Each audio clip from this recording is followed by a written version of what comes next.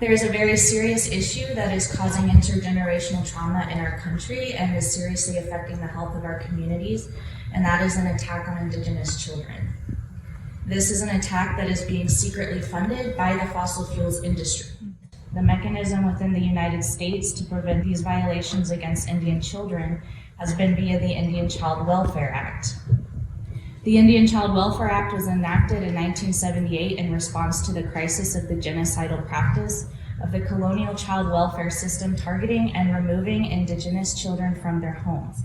At the time this act was passed, up to 35% of all Native children in the U.S. were removed from their families.